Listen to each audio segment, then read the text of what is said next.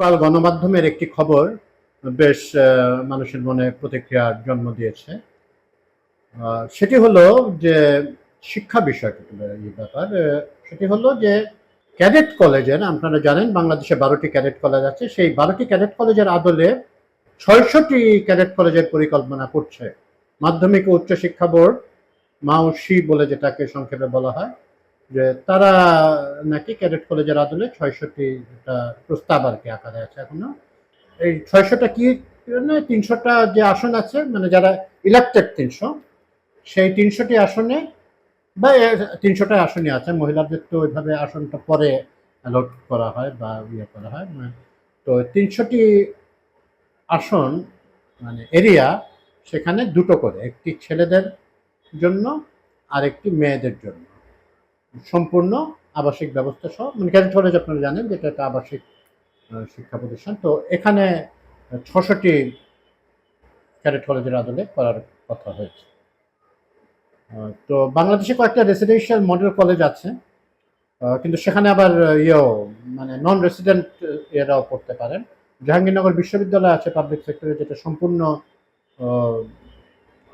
হওয়ার কথা, রেসিডেন্সিয়াল হওয়ার কথা, আবাসিক হওয়ার কথা, সেখানে সেটাও না। তো এক হিসেবে এটা একভাবে দেখতে গেলে যে হ্যাঁ, আবাসিকভাবে থেকে একটা ডিসিপ্লিনের ভিতরে থেকে ক্যাডেট কলেজগুলো কাজ করবেন। হ্যাঁ, ক্যাডেট কলেজের মতো করে হবে, কিন্তু এটা কি বাস্তবে সম্ভব? সম্ভব না মনে হয়। আমি সকালে একটা ক্যাডেট কলেজের প্রাক্তন ছাত্র এবং বেশ স্বনামধন্য ইনফ্লুয়েন্সার ফাহাম আব্দুল সালামের একটি পোস্টে পড়ছিলাম।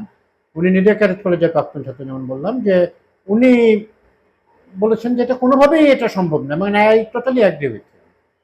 এটা করে আপনি সর্বনাশ করবেন। তো আপনি আচ্ছা, ক্যাডেট কলেজের একটা বড় জায়গা লাগে, একটা টিচিং স্টাফ লাগে, এবং তাদেরকে মানে তাদের মনিটরের জন্য, যে যাতে ক্লাস 7 থেকে কলেজ পর্যন্ত, মানে উচ্চ মাধ্যমিক পাস করা পর্যন্ত তাদের কে একটা মনিটরিং এর ভিতরে রাখা হয়।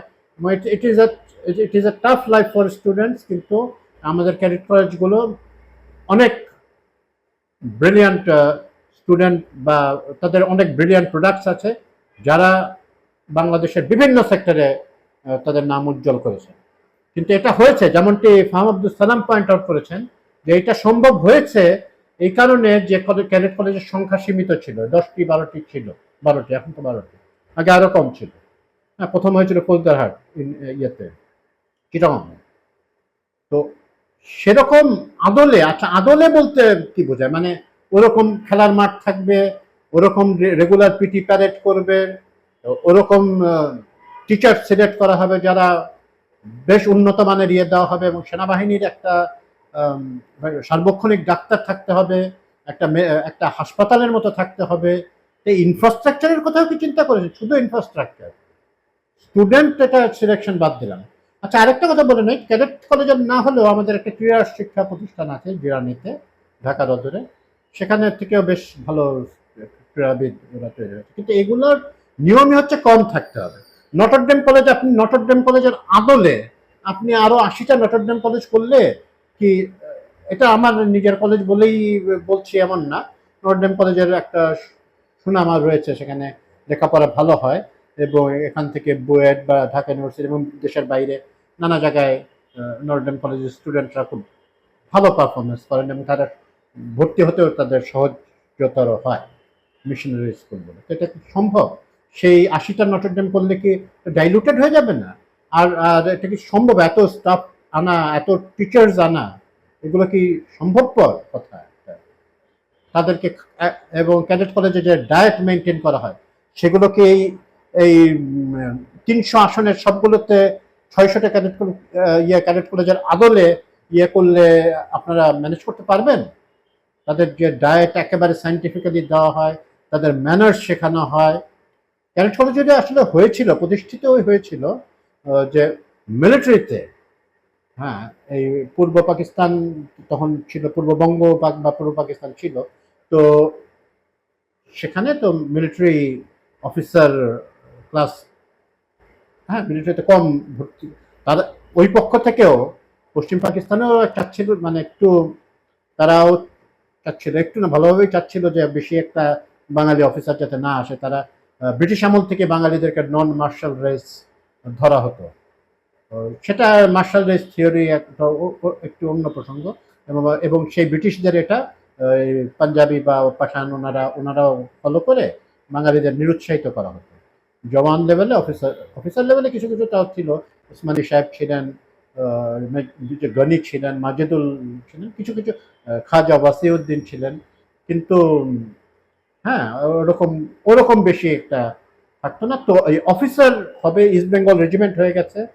তো ইস্ট বেঙ্গল রেজিমেন্টে তো নিয়ম ছিল যে 50 ভাগ বাঙালি থাকতে হবে এবং সৈনিকদের ভিতর বাঙালি থাকবে, আর 50 ভাগ বাঙালি অফিসার থাকতে হবে। এই অফিসার কোথা থেকে আসবে?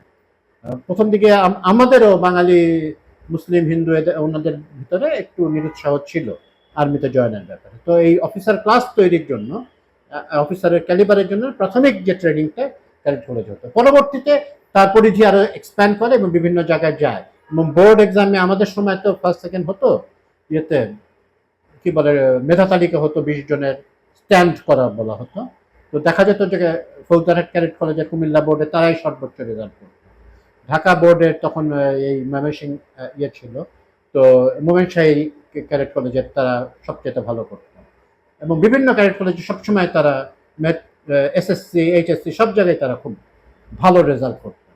মাঝে মাঝে আমাদের যারা যারা সিদ্ধান্ত গ্রহীতা আছেন, পলিসি মেকার্স আছেন, ওনারা মানে খুব হঠাৎ হঠাৎ একটা অদ্ভুত ডিসিশন নিয়ে নেন।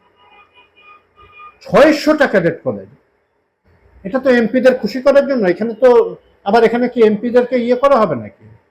এটা আমি কাছে ক্লিয়ার না, আমি পুরো জিনিসটা ক্লিয়ার না যে এখানে কি এমপিরা যেরকম স্থানীয় কলেজগুলির উপরে তারা ইয়ে হয়ে যান, কি বলে এক্স অফিসিও, তারা ওটার গভর্নিং বডির হেড হয়ে যান এবং তাদের ইন্টারফারেন্স থাকে ভর্তির থেকে আরম্ভ করে সবকিছুতে।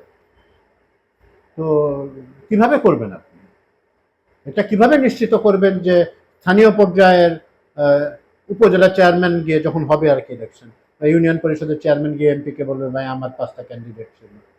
মানে ইটস ফানি, মানে it's not a viable project. মানে আমার হাম্বল ওপিনিয়ন অনুযায়ী এটা কোনো রকম ভায়াবল একটা প্রজেক্ট হতে পারে না। ক্যাডেট কলেজ অনেক বড় ব্যাপার। ক্যাডেট কলেজের প্রাক্তন ছাত্র যারা, তারা জানেন, আমাদের সাথে আমাদের সহকর্মীও ছিলেন, আমাদের বন্ধু বান্ধবও ছিলেন, আছেন, ছিলেন, তাদের একটা কোয়ালিটি, এক্সট্রা কোয়ালিটি তাদের ভর্তি হতেই লাগে। একটা ক্যাডেট কলেজে একটা ছেলে বা মেয়ে যখন ভর্তি হয়, তাই সে একটা বিশেষ যোগ্যতা নিয়ে ভর্তি হয়। তাদের ওটা বেশ রিগোরাস, ক্লাস 7 হইলেও বেশ একটা রিগোরাস একটা বাছাই করা হয়।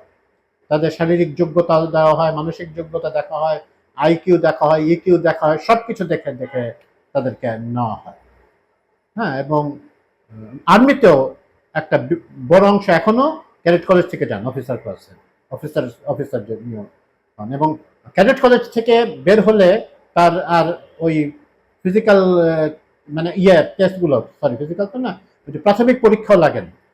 প্রাথমিক যে সিলেকশন প্রসেসের প্রাথমিক ধাপগুলো লাগে না তাদেরকে, কারণ তারা অলরেডি তারা চৌকস অফিসার হওয়ার যোগ্য নিয়ে দেওয়া হয়।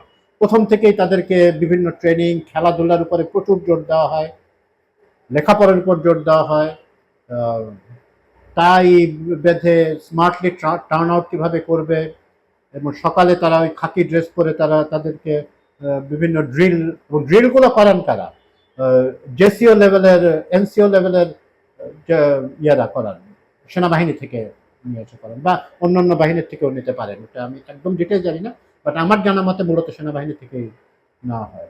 এবং প্রিন্সিপালও সাধারণত দু একটা ব্যতিক্রম থাকতে পারে, সেনাবাহিনীর থেকে প্রিন্সিপাল আসে। হ্যাঁ, আর্মি এডুকেশন কোরের বা অন্য জায়গা থেকেও আসতে পারেন, বাট আর্মি এডুকেশন কোর থেকে আসেন, বা অন্য অন্য আর্মস থেকেও আসতে পারে।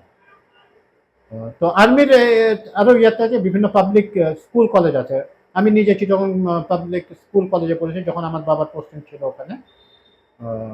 আমরা তারপর 7-এ আমরা পরে তো ঢাকায় চলে আসি, কিন্তু ওটারও মান, ওখানেও একটা বিরাট অংশের আবাসিক ব্যবস্থা ছিল, এখন আর নাই। আমি কিছুদিন আগে দুঃখের সাথে লক্ষ্য করলাম Chittagong cantonment public school and কলেজে এখন আর আবাসিক ব্যবস্থাটা উঠিয়ে দেওয়া হয়েছে, কারণ এটা এক্সপ্যানশনের জন্য ওনারা করেছেন, কিন্তু এটা ভালোই ছিল আমার মতে। যাই হোক, এবং এই পাবলিক স্কুলগুলোর থেকেও ক্যাডেট কলেজে বেশ বেশ অনেকেই যেতেন, মানে প্রাথমিক। তো আমি এই সিদ্ধান্ত, মানে খসড়া, এটি মানে এই আইডিয়াটা যেটা আছে, আইডিয়াটা কোনোভাবেই সমর্থন করতে পারছি না। 12টি ক্যাডেট কলেজ আছে, 2-4টা বাড়তে পারে সময়ের সাথে সাথে, পপুলেশন বাড়ার সাথে সাথে, কিন্তু স্ট্যান্ডার্ডের সাথে কম্প্রোমাইজ করে এটা করা উচিত না।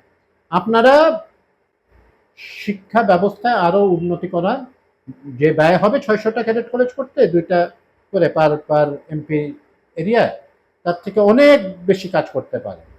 ভালো শিক্ষক গ্রুম করতে পারেন। বিভিন্ন অনেক জায়গায়, বেশিরভাগ সরকারি স্কুলে তো আবাসিক কিছু কিছু আছে, কিন্তু এগুলোর মান খুব একটা স্যাটিসফাইং না। আবাসিক ব্যবস্থা করতে পারেন, যারা দূর দূরান্ত থেকে আসে তাদের জন্য একটা ব্যবস্থা করতে পারেন। গ্রামের স্কুলগুলোতে অনেক শিক্ষক যেতে চান না, তো ওই তাদেরকে, শিক্ষকরা যাতে উৎসাহিত হন প্রাথমিক মাধ্যমিক এইসব এই শিক্ষকতা পেশায় আসার জন্য, সেগুলোর জন্য আপনি ব্যবস্থা করতে পারেন। শিক্ষকদের ট্রেনিং এর ব্যবস্থা করতে পারেন। তাদের যে মিল দেওয়া হয় বিভিন্ন জায়গায়, সেই মিলের মানে খাবার দেওয়া হয়, ওই খাবারের মান উন্নত করতে পারেন। টিফিন দেওয়া হয়, ওই টিফিনের মান উন্নত করতে পারেন সরকারি স্কুলগুলোতে। লেখাপড়াতে আরো কারিকুলামটাকে আরেকটু যুগোপযোগী করার প্রচেষ্টা হয়, কিন্তু পরবর্তীতে দেখা যায়, কারণ এই যে আমরা দেখলাম যে সৃজনশীল যে সিস্টেম, ওটা আসলে খুব একটা ওয়ার্ক করেছে বলে আমার মনে হয়। পরবর্তীতে যারা স্কুল থেকে কলেজ বা বিশ্ববিদ্যালয় লেভেলে যারা যান, তারা বলেন যে মান যে খুব বেড়ে এসেছে সৃজনশীল চালু করার পর থেকে, ইনোভেটিভ কোয়েশ্চেন সিস্টেম। তো ওগুলোর ক্ষেত্রে দেখতে পারেন, আপনারা বিভিন্ন জায়গার থেকে আইডিয়া নিয়ে আসেন। শিক্ষকদেরকে মানে খুবই দক্ষ শিক্ষকরা সব জায়গায় প্রাথমিক মাধ্যমিক স্কুলে পড়ান, মানে দেশের বাইরের কথা বলছি, উন্নত দেশগুলোর কথা বলছি। সেগুলো আপনারা ইনশিওর করার চেষ্টা করেন। এক্সিস্টিং যে অবকাঠামো আছে এডুকেশনে, সেগুলো আপনারা উন্নত করার চেষ্টা করতে পারেন। তা না করে 600টা, এগুলো হচ্ছে পাবলিকও খাবে, হ্যাঁ, একটা পপুলিস্ট একটা সিদ্ধান্ত নিয়ে নিলে, মানে সিদ্ধান্ত তো এখনো হয় না, এখনো ফাইনালাইজ হয় না। আশা করি সরকার একটু পুনর্বিবেচনা করবে। পুনর্বিবেচনা করতে গেলে আরেকটা কথা বলে নেওয়া ভালো, বলা উচিত আর কি, কারণ সরকারের ভালো কাজের তো প্রশংসা করতেই হয়। আপনার হঠাৎ করেই আমরা কালকে দেখলাম যে সিদ্ধান্ত এমনটা হয়েছে, প্রাথমিক ও গণশিক্ষা অধিদপ্তর একটি, যেটা শিক্ষা মন্ত্রণালয়ের আন্ডারে একটা ডাইরেক্টরেট, তারা বলল যে সব প্রাথমিক শিক্ষা প্রতিষ্ঠানের লাইব্রেরিতে 3টা বই বাধ্যতামূলক করা হবে, বাধ্যতামূলকভাবে থাকতে হবে ওই লাইব্রেরিতে। কি 3টা বই? আমাদের প্রয়াত সাংবাদিক, আমার খুব প্রিয় মানুষ ছিলেন, মানে খুব বেশি যে ঘনিষ্ঠতা ছিল তা না, কিন্তু যখনই দেখেছি আমি তাকে অ্যাডমায়ার করতাম, এবং যখনই দেখেছি উনি হি ওয়াজ ভেরি কাইন্ড টুয়ার্ডস। তো উনি ওনার লেখা 2টো বই, বেগম খালেদা জিয়া এবং শহীদ রাষ্ট্রপতি জিয়াউর রহমানের জীবনীমূলক 2টো বই, এবং তারেক রহমানের লেখা সবার আগে বাংলাদেশ, এই 3টা বই থাকতে হবে। এটা তো স্পষ্ট চাটুকারিতার সিদ্ধান্ত নেওয়া। হ্যাঁ, লাইব্রেরি এটা কি কিনবে, বাধ্যতামূলক কেন করে দেওয়া? আমরা দেখেছি স্বৈরাচারী আমলে যে বঙ্গবন্ধু শেখ মুজিবুর রহমান এবং শেখ হাসিনার নানা রকম বই বাধ্যতামূলকভাবে নেওয়া হলো। মুজিব কর্নার, ডজন ডজন বই যেগুলো বঙ্গবন্ধুর উপরে লেখা হয়েছে, ইয়ে করা হয়েছে, মানুষের মানে একটা ব্রিটিশনা নিয়ে আসলো। এনিথিং মানে ওভার কিল বলে একটা জিনিস আছে, তো শব্দটার সাথে তো আপনারা পরিচিত। হ্যাঁ, ওই মন্ত্রণালয়ের চার্জে ববি হাজার আছে, উনি নিজের শিক্ষক মানুষ। তো এগুলো করে তো আপনি আসলে আলটিমেটলি ওই করার ফলে যে একটা ক্ষয় ধরেছিল আওয়ামী লীগের জনপ্রিয়তা, সেই ক্ষয় ধরার পেছনে একটা অবদান ছিল এই ধরনের কনস্ট্যান্ট আপনি ফোর্স ফিডিং অফ মানে আওয়ামী লিটারেচার, আর এগুলো এই তোষামোদী লিটারেচার, এগুলো তো এই বইগুলোর মানও খুবই নিম্নমানের ছিল। যারা এখান থেকে একটা খাবলা নিয়ে, ওখান থেকে একটা খাবলা নিয়ে একটা বই দিয়ে শত শত বই বিক্রি হয়ে গেল। তো ওনার বই তিনটা ভালো, হ্যাঁ, দুটো বই ভালো। তারেক রহমানের বই, প্রধানমন্ত্রীর বই, এটা আমি পড়ি নাই, বাকি দুটো বই আমার পড়া হয়েছে, বা অ্যাটলিস্ট ভালো ভালো বই। এটা আপনার, কিন্তু যখন আপনি বাধ্যতামূলক করবেন, একটা ডাইরেক্টরের থেকে একটা নির্দেশ দেওয়া হবে, তখন মানুষের মনে সন্দেহ জন্মাবে।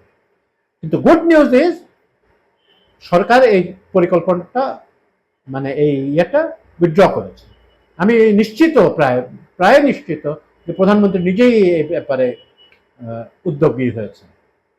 উনি দেখেছেন বিভিন্ন প্রতিষ্ঠানের, আপনারা সবাই জানেন যে বিভিন্ন প্রতিষ্ঠানের নামকরণের ক্ষেত্রে উনি ওনার আব্বা আম্মার নাম ওইভাবে উনি অ্যালাউ করছেন না। উনি ওইরকম তোষামোদী আচরণকে বারবার নিরুৎসাহিত করছেন। কিন্তু যার স্বভাব, এটা এটা তো আমাদের জাতিগত স্বভাব কিনা জানি না, জাতিগত স্বভাবই, যে যে ক্ষমতায় আছে তাকে একটু খুশি করা যায়। এবং এটা যতটা না জিয়াউর রহমান, বেগম খালেদা জিয়া এবং বর্তমান প্রধানমন্ত্রীকে, মানে প্রধানমন্ত্রীর জীবন বা তার ভিশন সম্পর্কে জানানোর জন্য এই উদ্যোগ নেওয়া হয়েছে, তার থেকে বেশি হয়েছে প্রধানমন্ত্রী হয়তো খুশি হয়ে যাবেন, অন্য মন্ত্রীরা হয়তো খুশি হয়ে যাবে। উনি খুশি হন না তো আপনাদের কি আরো সময় লাগবে? 4 মাস হয়ে গেল, তো বুঝে নেওয়া উচিত। প্রধানমন্ত্রী শেখ হাসিনার টাইপ মানুষ না, যদিও তার এক বন্ধু নিজের নামে, হ্যাঁ, কি একটা থানা নিজের ছেলে মেয়ের নামে, ইউনিয়নের নাম করে ফেলেছেন, কিন্তু উনি উনি উনি তো এগুলো পরবর্তীতে অ্যাকশন নিচ্ছেন। সবাইকে তো আর কন্ট্রোল করা সম্ভব না। যদিও ওনার বন্ধু মানুষ, আরেকটু ইয়ে হওয়া উচিত ছিল তার, যেহেতু উনি বন্ধু, ওনার উচিত ছিল যে প্রধানমন্ত্রী কোনো রকম বিতর্কিত হতে পারেন এমন কাজ না করা, বা তার দল বিতর্কিত হতে পারেন এমন কাজ না করবেন না। এটা ইগো জন্ম নেয়, আমার নামটা থেকে যাক, আমার ছেলের নামগুলো থেকে যাক। উনি যে ব্যাখ্যা দিয়েছেন ওটা ঠিক অতটা গ্রহণযোগ্য নয়। তো প্রধানমন্ত্রীকে আমি সাধুবাদ জানাতে চাই এখানে, যে উনি মানে এই জিনিসটা উদ্যোগ হয়েছে। আমি বললাম না, প্রায় নিশ্চিত এটা উইথড্র হয় না এসব জিনিস। প্রধানমন্ত্রীর হস্তক্ষেপে বাংলাদেশের দুর্ভাগ্যজনক বাস্তবতা এটা, যে এই জিনিসগুলোর ক্ষুদ্রাতি ক্ষুদ্র বিষয়েও প্রধানমন্ত্রীর হস্তক্ষেপ প্রয়োজন হয়। সুতরাং এটা আরো এটা তো আর আসলে কনস্টিটিউশনেই প্রাইম মিনিস্টারকে ক্ষমতা দিয়েছেন, যে সব বিষয়ে তার তার তার মানে কেন্দ্রীভূত একটা জিনিস। দেখা যাক এটা আস্তে আস্তে এটা কোনো পরিবর্তন আসে কিনা। We can only hope for the best. ধন্যবাদ।